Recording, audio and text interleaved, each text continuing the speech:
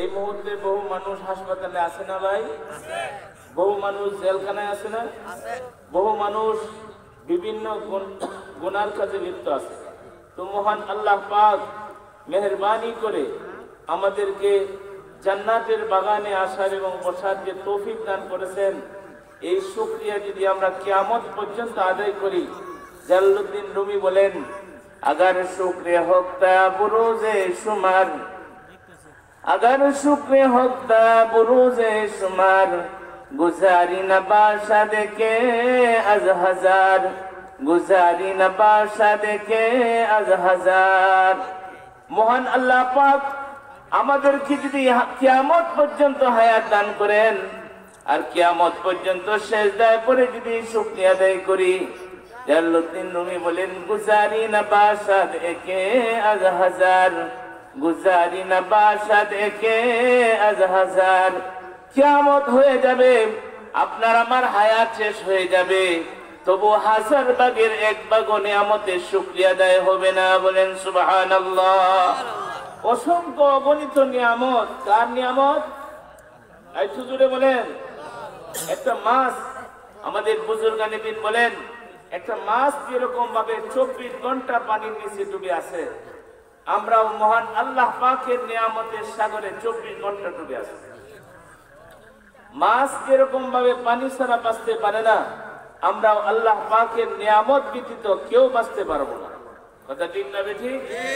অসংখ্য অগণিত নিয়ামত আল্লাহ পাক আমাদেরকে বিনা দরখাস্তে আল্লাহ পাক আমাদেরকে দান করছেন এবং ইমানের মতো দৌলত আমাদেরকে দান করছেন। বলেন সুবহানাল্লাহ।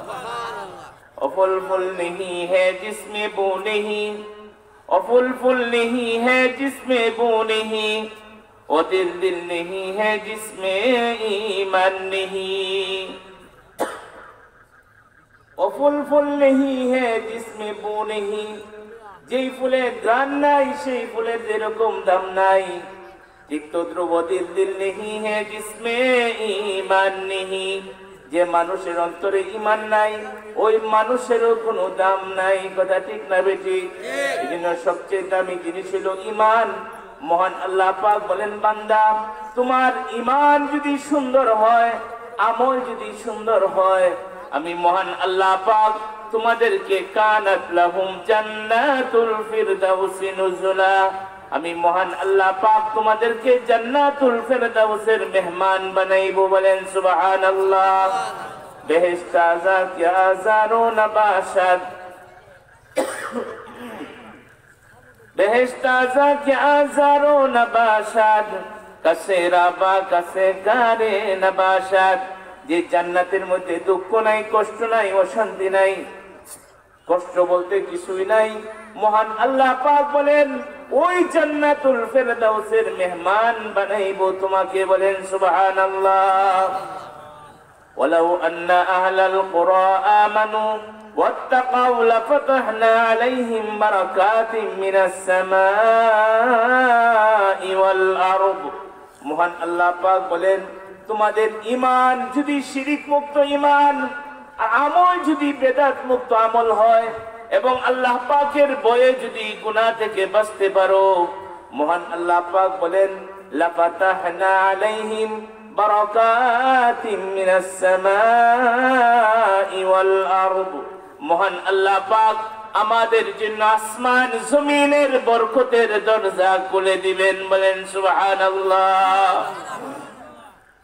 আমাদের দুনিয়া হইল ঠিকঠাক, আখিরাতের আমল হইল টুকটাক। কথা ঠিক না বেঠিক? আর সাহাবায়ে কেরাম, তাদের দুনিয়া ছিল, দুনিয়ার কাজ ছিল টুকটাক, আর পরকালের আমল ছিল ঠিকঠাক। বলেন সুবহানাল্লাহ।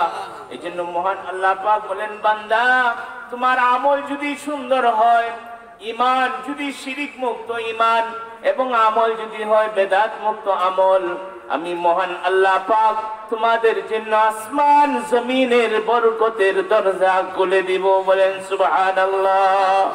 এজন্য আমার উস্তাদ বলতেছিলেন, মূল কথা হইল ঈমানের মধ্যে শিরিক করা যাবে না, এবং আমলের ভিতরে বেদাত করা যাবে না। কথা ঠিক না বেঠিক? আমল হইতে হবে বিশ্ব নবীর তরিকায়। কোন তরিকা? মন গড়া কোনো ইবাদত নাই, মন গড়া কোনো আমল নাই। মহান আল্লাহ পাক বলেন, আফাতুমিনুনা বিবাদিল কিতাবি ওয়া তাকফুরুনা বিবাদ ফামা জাযাউ মান ইয়াফআলু যালিকা মিনকুম ইল্লা খিজিয়ুন ফিল হায়াতিদ দুনিয়া ওয়া ইয়াওমাল কিয়ামাতি ইরাদ্দুনা ইলা আশাদ্দিল আযাব। মহান আল্লাহ পাক বলেন, আফাতুমিনুনা বিবাদিল কিতাবি ওয়া তাকফুরুনা বিবাদ। তুমি যদি দুনিয়ার জীবন যদি তুমি মন গড়া মতো যদি জীবন পরিচালনা করো, মনে যা চায় তাই করো, ইল্লা খিজিয়ুন ফিল হায়াতিদ দুনিয়া, হায়াতের জীবনে তোমাকে লাঞ্ছিত অপমানিত করা হবে, এবং ওয়াউমাল কিয়ামাতি ইরাদ্দুনা ইলা আশাদ্দিল আযাব, আমি তোমাদেরকে কিয়ামতের দিবসে শক্ত আযাবের দিকে পাঠাইব। বলেন নাউজুবিল্লাহ। आज कुछ कर लो मुशक्कत आमल की मैदान में, आज कुछ कर लो मुशक्कत आमल की मैदान में, वरना शर्मिंदा रहोगे रोज इम्तिहान में, वरना शर्मिंदा रहोगे रोज इम्तिहान में। জালালউদ্দিন রুমি বলেন, এই দুনিয়া কষ্ট মুশাক্কাতের জায়গা। তুমি যদি কষ্ট মুশাক্কাত করে যদি তুমি নেক আমল করতে পারো, মহান আল্লাহ পাক তোমার মৃত্যুর সময় মহান আল্লাহ পাক তোমাকে সালাম দিবেন। বলেন সুবহানাল্লাহ। ওয়ারনা শর্মিন্দা রहोगे রোজ ইমতিহান মে, নতুবা কাল কিয়ামতের কঠিন ময়দানে মহা বিপদের মধ্যে পড়ে যাইবা। একটা মানুষ যদি সাঁতার না জানে পানির মধ্যে পড়ে যায়, তার জন্য কি শান্তি হয় না অশান্তি হয়? একটু জোরে বলেন। অশান্তি হয়। ঠিক তদ্রূপ ঈমান আমল নিয়ে যদি তুমি মৃত্যুর বিছানায় যদি না পড়ো, আল্লাহ পাক বলেন তোমার শান্তি হবে না অশান্তি হবে। এই জন্য আল্লাহ পাক বলেন, বান্দা ঈমান আমল যদি সুন্দর করতে পারো, আমল যদি শিরিক মুক্ত ঈমান বেদাত মুক্ত আমল করতে পারো, মহান আল্লাহ পাক বলেন, লাফাতাহনা আলাইহিম বারাকাতিম মিনাস সামাই ওয়াল আরদ, আমি মহান আল্লাহ পাক তোমাদের জন্য আসমান জমিনের বরকতের দরজা খুলে দিব। বলেন সুবহানাল্লাহ। এই জন্য মুসলমান মাছি হইল দুই প্রকার। এক প্রকারের মাছি হইল মৌমাছি, আর এক প্রকারের মাছি হইল শুধু মাছি। কথা ঠিক না বেঠিক? মাছি বসে সব জায়গার মধ্যে মাছি, মিষ্টির মধ্যেও মাছি, জিলাপির মধ্যেও। কথা ঠিক না বেঠিক? আম কাঁঠাল বাংলে মাছি আছে না নাই? ছোট বাচ্চা পায়খানা করলে এলো কি মাছি।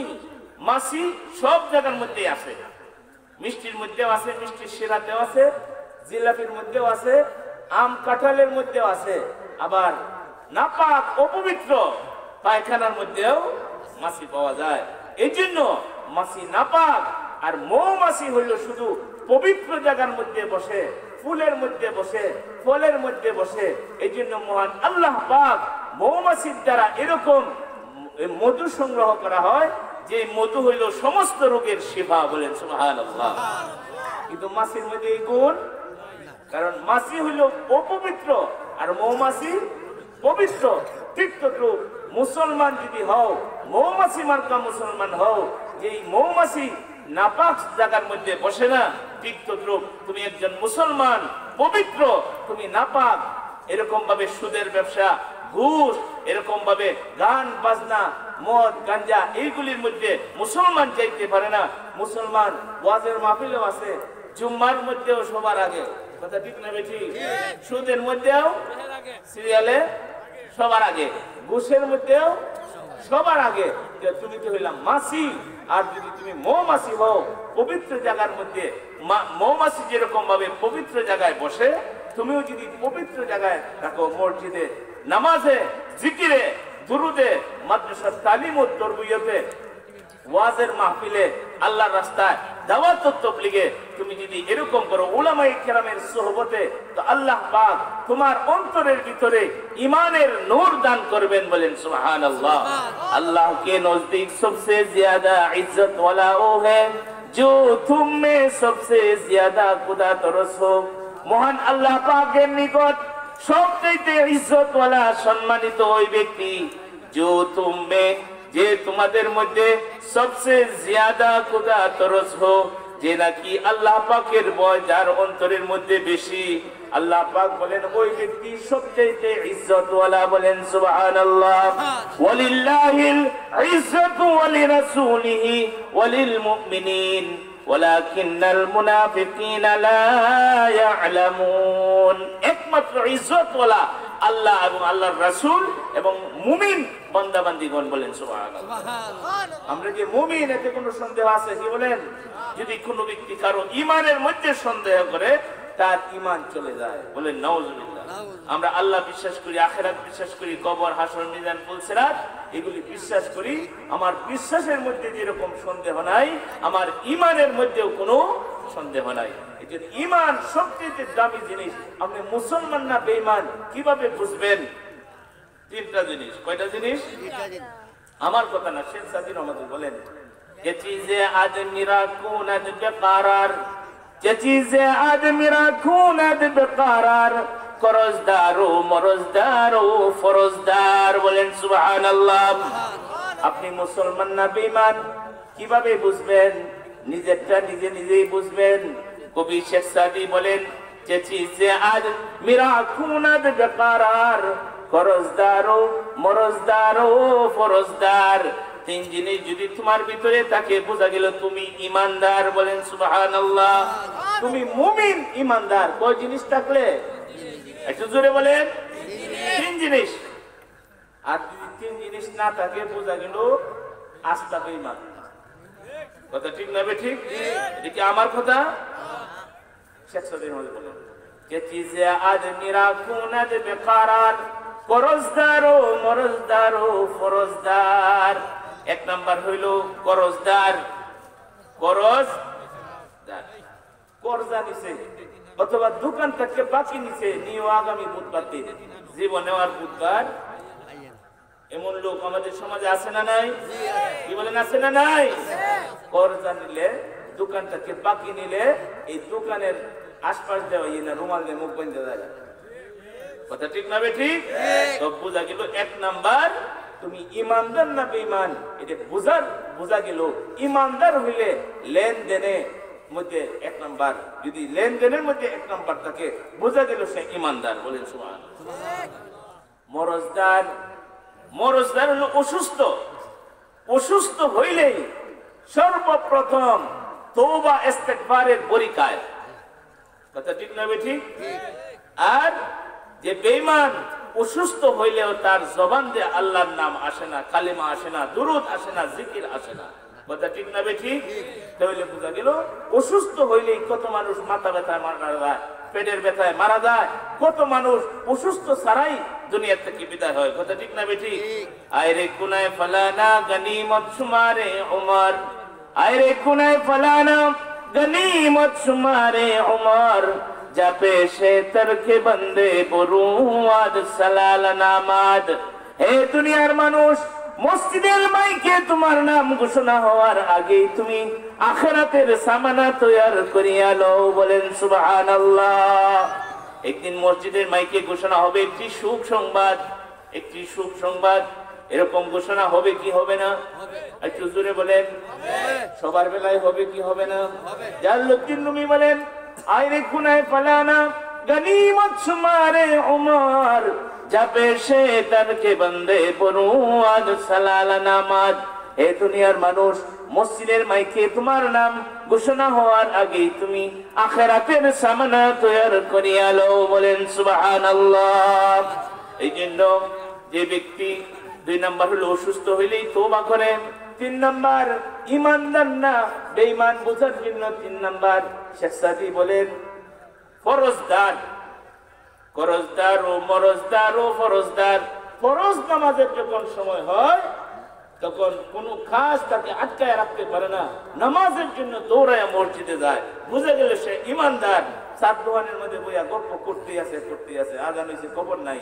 কিন্তু দেখা গেছে নামাজের আগে যারা 5 জন গেছে আর 15 জন বই রয়েছে সাত দোকানো। এর দ্বারা বোঝা গেল এই 5 জন হলো ইমানদার, হেডি হলো আস্থা বেঈমান। কথা ঠিক না ঠিক? এই জন্য আমরা 5 ওয়াক্ত নামাজ পড়বো, আল্লাহর হুকুম পালন করব, সদা সর্বদা তওবা করব। তওবা কি মরার পরে না আগে? একটু জোরে বলেন। মৃত্যুর জন্য প্রস্তুত থাকবো। জ্ঞানী ব্যক্তি ওই ব্যক্তি যে মৃত্যুর প্রস্তুতি গ্রহণ করে। আমরা মৃত্যুর জন্য সদা সর্বদা তৈয়ার থাকবো। আল্লাহর হুকুমকে সামনে রাখবো, নবীর তরিকাকে সামনে রাখবো, দুনিয়াকে পিছনে রাখবো। সাহাবায়ে কেরাম দুনিয়াকে পিছনে রাখছেন, আখিরাতকে সামনে রাখছেন, আল্লাহর হুকুম সামনে রাখছেন। আর আমাদের অবস্থা দুনিয়া সামনে, আখিরাত পিছনে। তাহলে আল্লাহ পাক বলেন, বান্দা তুমি যদি ঝামেলা মুক্ত হও আমার হুকুম পালনের জন্য, আমি মহান আল্লাহ পাকের ওয়াদা, আমি তোমাকে পেরেশানি মুক্ত করে দেব। আজকের যে মাহফিল, যে মাদ্রাসার উদ্যোগে মাহফিল হইল, এই মাদ্রাসার প্রতি আমাদের নজর থাকবে কি থাকবে না? একটু জোরে বলেন। এখন বোঝা যায় না, কিন্তু মৃত্যুর পর বুঝবেন যে এই সমস্ত মাদ্রাসাগুলো, এই মাদ্রাসা ছাত্রদের মহব্বত, প্রতিষ্ঠানের মহব্বত দ্বারা আল্লাহ পাক আমাদেরকে নাজাতের ব্যবস্থা করবেন। আল্লাহ পাক আমাদের সবাইকে দিন বুঝার আমল করার তৌফিক দান করুন। সকলে বলেন আমিন। আজকের মাহফিলকে কবুল করুন। সকলে বলেন আমিন। আজকের মাহফিল যাদের চেষ্টা মেহনতের মাধ্যমে হইল, আল্লাহ পাক তাদেরকে উত্তম জাযায়ে খায়ের দান করুন। এবং এলাকার জমিনের নিচে যত মুর্দেগান শুয়ে আছে, আল্লাহ পাক তাদেরকে জান্নাতে উচ্চ মাকাম দান করুন। আমাদের ভাই মুফতি জুবায়ের ভাইকে আল্লাহ পাক তার খেদমতকে কবুল করুন, তার মধ্যে খুলুসিয়াতের সহিত মাদ্রাসার খেদমত করার তৌফিক দান করুন। আমিন। ওয়া আখির দাওয়ানা আলহামদুলিল্লাহি রাব্বিল আলামিন। আসসালামু আলাইকুম ওয়া রাহমাতুল্লাহ। আলহামদুলিল্লাহ, মাওলানা ইউনুস আল ফারুকী সুন্দর কথা বলতেছিল। তো এখন আমাদের প্রধান অতিথি, এই কিছুক্ষণ আগে আমরা দেখেছি যে আমাদের মাইক এই স্টেজের কাছে, এই সামিয়ানার কাছে উনি গাড়ি ব্রেক করেছিলেন, সেখান থেকে ওনাকে বাসায় নেওয়া হয়েছে। আমাদের মাদ্রাসার দারুস সুন্নাহ কাসিমুল উলুম মাদ্রাসার মোহতামিম মুফতি জুবায়ের আহমদ, ওনার বাসায় উনি এই খানা খাইতেছেন। উনি খানা খাওয়ার পরেই আমাদের স্টেজে চলে আসবেন।